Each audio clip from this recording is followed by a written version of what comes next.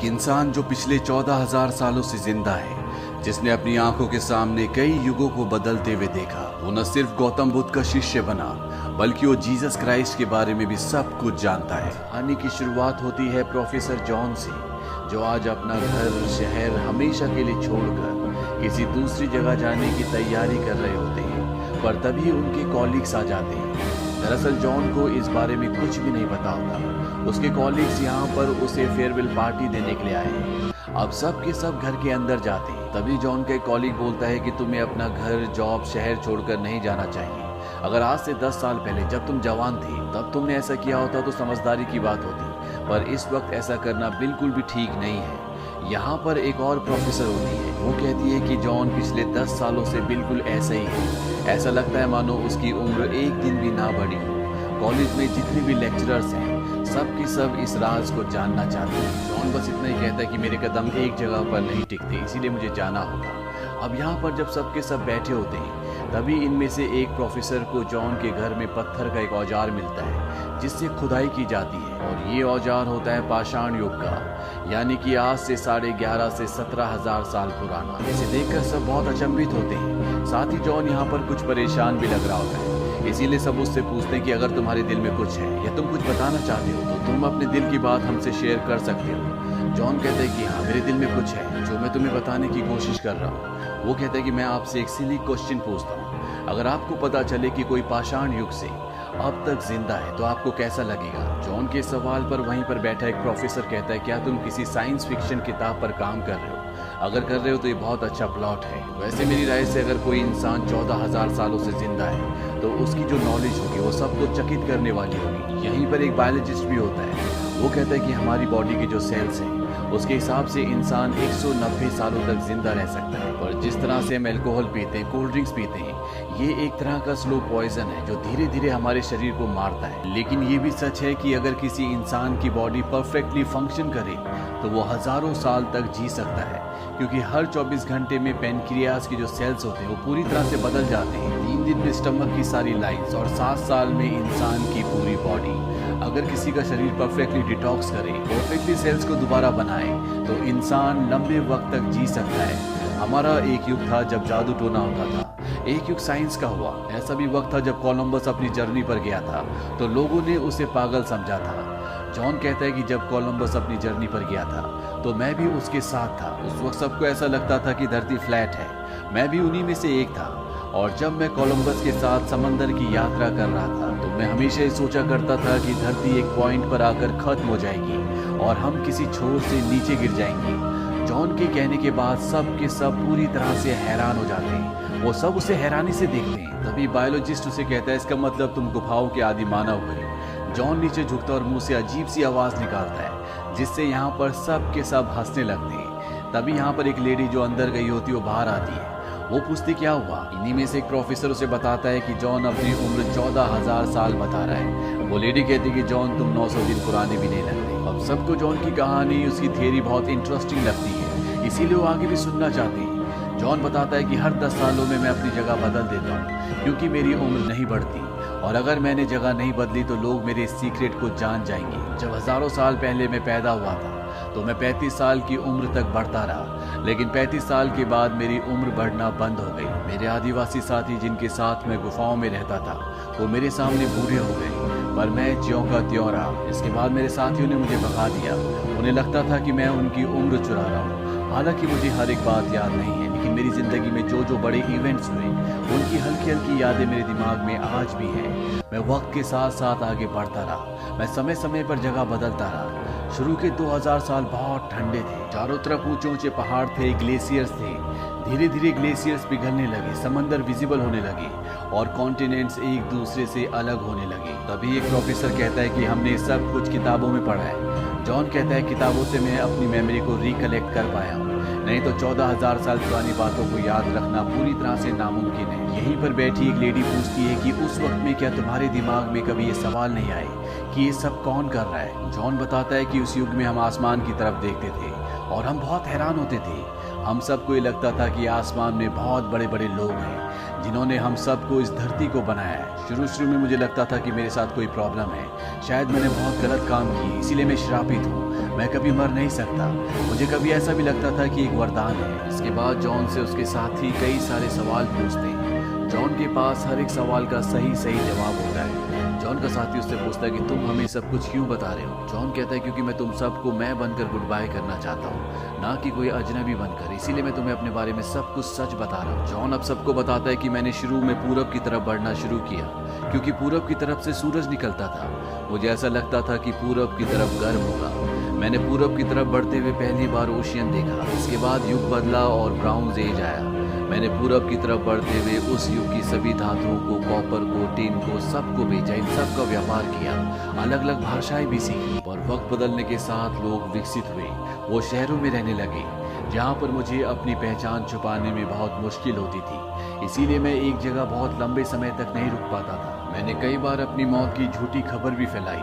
नकली दस्तावेज बनाने के लिए मुझे कुछ वक्त तक जेल में भी रहना पड़ा। मैं 2000 सालों तक सुमेरियन था, जो कि आप जानते ही हैं कि धरती की शुरुआती वक्त की सभ्यता है। इसके बाद मैं बेबीलोन रहा। ईस्ट में आगे बढ़ता हुआ मैं हिंदुस्तान पहुंच गया। मेरी किस्मत अच्छी थी कि ये वक्त बुद्धा का था। मैं वहाँ पर गौतम बुद्ध से मिला। वो बहुत ही अनोखे इंसान थे। मैंने अपनी पूरी जिंदगी में उन जैसा इंसान कभी नहीं देखा था और ना उनके बाद कभी देख पाया। इसीलिए मैं उनका शिष्य बन गया। जब तक वो जिंदा रहे मैं उनके साथ सीखता रहा। वो जानते थे कि मेरे अंदर कुछ अलग बात है, हालांकि मैंने कभी उन्हें बताया नहीं था। यहाँ पर एक प्रोफेसर जॉन को बोलता है कि अगर हमने तुम्हारा सीक्रेट सबको बता दिया तो क्या होगा। जॉन कहता है कि तुम्हारी बातों पर कोई भी विश्वास नहीं करेगा। मैं आज तुम सबको इस बात पर यकीन दिला भी दूँ, पर जैसे जैसे वक्त बीतेगा तुम्हें ये एक कहानी से ज्यादा कुछ भी नहीं लगेगा। अब जॉन की बात से यहाँ पर कुछ लोग नाराज हो जाते हैं और तभी यहाँ पर एक और मेहमान आ जाता है जिसका नाम विल होता है। ये एक साइकाइट्रिस्ट है। दरअसल यहीं पर बैठे कुछ लोगों में से एक ने विल को बुला लिया था क्योंकि उसे ऐसा लगता है कि जॉन की दिमागी हालत खराब हो रही है। विल को बताया जाता है कि जॉन का दावा है कि वो पिछले 14,000 सालों से जिंदा है। विल जॉन से पूछता है क्या तुम कभी सीरियसली बीमार हुए हो। जॉन बताता है कि हाँ, पिछले 100 सालों में मुझे typhoid, yellow fever, small pox और ब्लैक प्लेग हुआ है। विल पूछता है कि अगर तुम्हें स्मॉल पॉक्स हुआ है तो तुम्हारे शरीर पर कोई भी निशान क्यों नहीं है।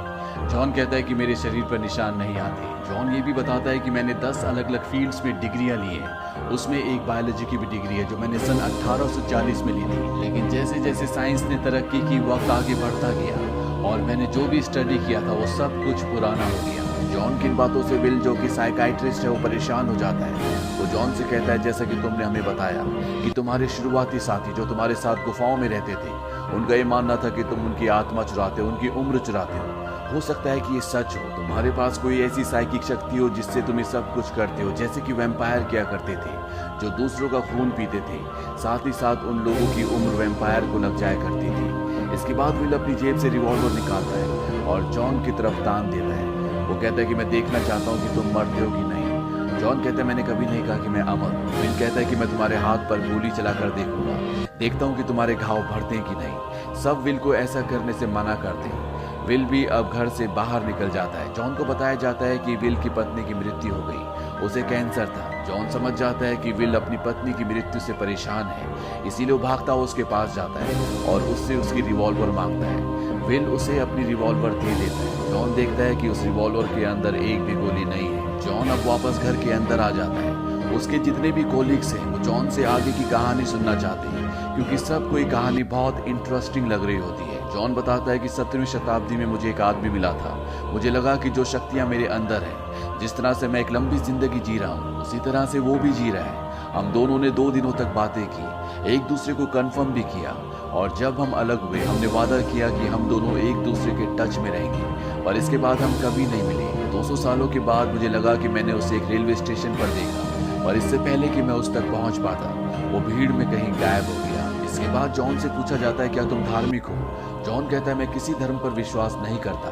जॉन से पूछा जाता है क्या तुम ईश्वर पर विश्वास रखते हो। जॉन कहता है ईश्वर पर विश्वास रखने के लिए आपको किसी कल्पना की जरूरत नहीं होती। अगर ईश्वर है तो वो आपके चारों तरफ होगा। जॉन का कॉलीग उससे पूछता है क्या तुम जीसस के वक्त में किसी ऐसे कैरेक्टर से मिले थे जिसका जिक्र बाइबल में है। जॉन कहता है कि हाँ। वो जॉन से इस बारे में आगे पूछना चाहते हैं पर जॉन कहता है कि नहीं, ये हमारी डिस्कशन को एक दूसरी डायरेक्शन में ले जाएगा जो मैं बिल्कुल भी नहीं चाहता। जॉन के सभी साथी उसे फोर्स करते हैं। जॉन बताता है कि बाइबल में जितने भी इवेंट्स आप पढ़ते हो वो सब के सब हिस्टोरिकल इवेंट्स हैं जिन्हें बदल कर बाइबल में लिखा गया है। बाइबल सिर्फ एक मिथ है। ये सुनने के बाद यहाँ पर एक लेडी बैठी होती है जिसका नाम एडिथ होता है। वो खड़ी हो जाती है क्योंकि वो बहुत धार्मिक होती है और वो धर्म के बारे में इस तरह की कोई भी बात नहीं सुनना चाहती, लेकिन उसके बाकी साथी उसे समझाते हैं क्योंकि उन्हें जॉन की कहानी बहुत अच्छी लग रही होती है। वो जॉन से आगे की कहानी पूछते हैं। जॉन बताता है कि इंडिया में गौतम बुद्ध का डिसाइपल यानी कि शिष्य बनने के बाद मेरे अंदर बहुत बदलाव आया। मैंने बहुत सी अच्छी बातें सीखी। 500 सालों बाद में मेडिटेरियन वापस आ गया जहाँ पर अब रोमन एम्परर्स का कब्जा था। चारों तरफ कत्लेआम था। ऐसे में मैंने तय किया कि गौतम बुद्ध से जो कुछ मैंने सीखा है उसे मॉडर्न तरीके से लोगों तक पहुंचाने की कोशिश करूंगा। मैंने ऐसा ही किया। मेरे सारे विचार रोम एम्परर के खिलाफ थे, इसीलिए उन्होंने मुझे क्रूसिफाइड कर दिया यानी कि सूली पर चढ़ा दिया। ये सुनने के बाद सब के सब कमरे में एकदम खामोश हो जाते हैं। एडिथ, जिसका क्रिश्चियनिटी पर बहुत विश्वास है, जिसने अपनी पूरी जिंदगी क्रिश्चियनिटी को स्टडी किया है, वो कहती है कि मुझे पता था तुम अपने आप को जीसस क्राइस्ट कहोगे। जॉन कहता है कि मैंने अपने बारे में कभी भी ऐसा नहीं कहा था। ये एक ऐसा मेडल है जो लोगों ने मुझे अपने आप दे दिया। जब मुझे क्रूसिफाइड यानी कि सूली पर चढ़ाया गया तो मैंने अपनी बॉडी के पेन को ब्लॉक कर दिया जो मैंने तिब्बत इंडिया में सीखा था। वहाँ मैंने अपनी बॉडी के प्रोसेस को स्लो करना भी सीखा था। मैंने ऐसे ही किया। सबने सोचा कि मेरी मृत्यु हो गई है। मुझे क्रॉस के साथ एक गुफा में रख दिया गया। जल्दी मेरी बॉडी पूरी तरह से नॉर्मल हो गई, जो कि मेरी ट्रेनिंग का एक हिस्सा था जो मुझे इंडिया में मिली थी। पूरी तरह से ठीक होने के बाद मैं उस गुफा से चुपके से हमेशा के लिए निकल जाना चाहता था, पर गुफा के बाहर मेरे कुछ शिष्य यानी कि डिवोटी थे। उन्होंने मुझे देख लिया। हालांकि मैंने उन सबको सच बताने की कोशिश की, पर मेरी वापसी से वो इतने खुश थे कि वो मेरी बात सुनना ही नहीं चाहते थे। उन्हें ऐसा लगा कि मेरा पुनर्जन्म हुआ है। वो मेरी बात सुनना ही नहीं चाहते थे, इसीलिए मैं हमेशा के लिए सेंट्रल यूरोप आ गया। मैं कभी भी पानी के ऊपर नहीं चला और ना ही कभी मैंने किसी मरे हुए इंसान को जिंदा किया है। हाँ, मुझे कुछ चीजें पता थी जो मैं लोगों को बताता था, जैसे अच्छी डाइट, अच्छा लाइफस्टाइल, जिससे लोग बेहतर महसूस करते थे। एडिथ ये सुनकर बहुत ज्यादा इमोशनल हो जाती है। वो कहती ये नहीं हो सकता। यहीं पर एक प्रोफेसर कहता है कि मैं तुम्हारे हाथों के निशान देखना चाहता हूँ जहाँ पर कीले ठोक कर तुम्हें सूली पर चढ़ाया था। जॉन कहता है कि मेरे शरीर में कभी भी निशान नहीं बसते। जॉन यहाँ पर क्रिश्चियनिटी को पेगन माइथोलॉजी से भी कंपेयर करता है। पेगन माइथोलॉजी के हिसाब से कई सारे गॉड थे, जबकि क्रिश्चियनिटी सिर्फ एक ही गॉड पर विश्वास करती है। यहाँ पर जो प्रोफेसर डैन होते हैं वो जॉन की बात को सपोर्ट करते हैं। वो कहते हैं कि क्रिश्चियनिटी के जो शुरुआती लीडर्स थे उन्होंने हिब्रू में लिखी हुई मैन्यूस्क्रिप्ट्स को फेंक दिया था। इसके बाद उन्होंने पेगन धर्म से बहुत सारी चीजें ली जो उन्होंने अपने धर्म में डाली। साथ ही वो ये भी बताता है कि जीसस क्राइस्ट की और गौतम बुद्ध की जो टीचिंग्स थी वो बिल्कुल सेम थी। इन दोनों ने काइंडनेस यानी कि दया, सहन शक्ति, भाईचारा और प्यार का संदेश फैलाया। जॉन कहता है कि मैंने यही सब बातें बताई थी, लेकिन बाद में अलग अलग कहानियां बन गई। प्रीस्ट ने हेवन और हेल बनाया ताकि वो लोगों को इसका लालच या डर दिखाकर उनके ऊपर रूल यानी कि हुकूमत कर सके। अब यहाँ पर विल भी वापस आ जाता है। विल वही साइकाइट्रिस्ट है जिसने जॉन के ऊपर रिवॉल्वर तानी थी। एडिथ जॉन से कहती कि हम पिछले 2000 सालों से क्रिश्चियनिटी पर विश्वास कर रहे हैं। जॉन बताता है कि हमारे इतिहास में बहुत सारे ऐसे धर्म हैं जिन्होंने एक बहुत लंबे काल तक किसी चीज पर अपना विश्वास रखा, उसके बाद उनका विश्वास बदल गया। जितने भी चर्च इस दुनिया में बने हैं उनका आधार सिर्फ परियों की कहानियां हैं। यहाँ पर जॉन से पूछा जाता है कि तुम्हारा नाम जीसस कैसे पड़ा। जॉन कहता है कि मैंने हमेशा अपना नाम जॉन ही बताया, पर जब चारों तरफ मेरे दोबारा जिंदा होने की खबर फैली तो मेरे नाम में कंफ्यूजन क्रिएट हो गया। हिब्रू में मुझे यूहन्ना कहा गया यानी कि गॉड इज ग्रेशियस। इसके बाद कई बार अलग अलग समय में लोगों ने मुझे देखा। लोगों को विश्वास हो गया कि मैं अमर हूँ, जिससे उन्हें लगा कि गॉड इज साल्वेशन यानी कि ईश्वरी मोक्ष है, जिसे हिब्रू में यशुआ कहा जाता है। इसके बाद ग्रीक में बदल के इयेसुस हो गया और इसी तरह से लैटिन में जीसस। एडिथ कहती कि ये सच नहीं हो सकता। जॉन बताता है कि एक दिन एक पहाड़ी पर मैंने जो सीखा था वो मैं लोगों को बता रहा था। वहाँ पर कुछ ही लोग बैठे थे। तब मैंने उन्हें एक चॉइस दी थी, तुम्हें क्या लगता है कि मैं कौन हूँ? आज वही चॉइस मैं तुम्हें भी देता हूँ। यहाँ पर जॉन की बातों में, उसके आवाज में, उसके चेहरे पर वो गहराई होती है कि सबको अब विश्वास हो जाता है कि जॉन जो भी कह रहा है वो सब कुछ सच है। और पिछले 2000 सालों से जिस धर्म पर वो विश्वास कर रहे थे, जिस बाइबल को फॉलो कर रहे थे, वो एक कहानी से ज्यादा कुछ भी नहीं है। यहाँ पर सब बहुत इमोशनल होते हैं, जैसे उनका विश्वास पूरी तरह से टूट गया। और विल जो कि साइकाइट्रिस्ट है, उसे जॉन की बात पर बिल्कुल भी विश्वास नहीं है। वो जॉन से कहता है कि तुम्हें सबको सच बताना पड़ेगा। मुझे ऐसा लगता है कि ये सारी कहानी तुमने इसलिए बनाई है ताकि तुम्हें अटेंशन मिल सके, सबको फाइनल क्लोजर चाहिए। जॉन विल के रिस्पॉन्स से कुछ देर तक सोच में पड़ जाता है और इसके बाद कहता है कि हाँ, ये कहानी थी, मैं सिर्फ तुम लोगों को एक कहानी सुना रहा था। ये सुनकर सब के सब बहुत डिसअपॉइंट होते हैं और एक एक करके यहाँ से वापस चले जाते हैं।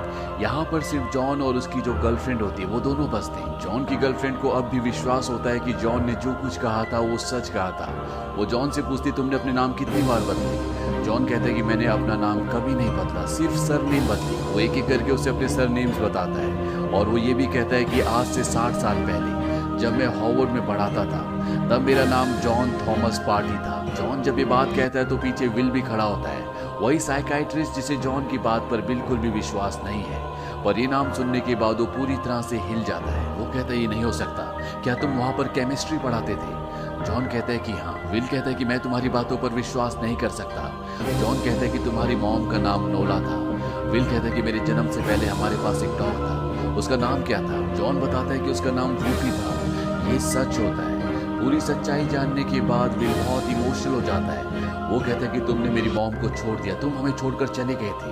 जॉन कहता है कि अब तुम्हें पता है कि मैं क्यों छोड़कर गया था। विल का इमोशनल ब्रेकडाउन हो जाता है जिससे उसे हार्ट अटैक आ जाता है और विल की मृत्यु हो जाती है। इसके बाद एम्बुलेंस आती है और विल की डेड बॉडी को ले जाती है। जॉन की गर्लफ्रेंड सैंडी जो उसके साथ है वो जॉन से कहती है कि शायद पहली बार तुमने अपने किसी बेटे को अपने हाथों में मरते हुए देखा है। जॉन कहता है कि हाँ। जॉन इसके बाद अपनी गाड़ी स्टार्ट करता है और थोड़ा सा आगे बढ़ता है। इसके बाद वो कुछ सोचता है। दरअसल वो सैंडी का इंतजार कर रहा है और सैंडी भी उसकी गाड़ी की तरफ बढ़ चलती है, यानी कि आने वाले समय में ये दोनों एक साथ रहेंगे। इसी के साथ ये फिल्म, ये कहानी यहीं पर खत्म हो जाती है।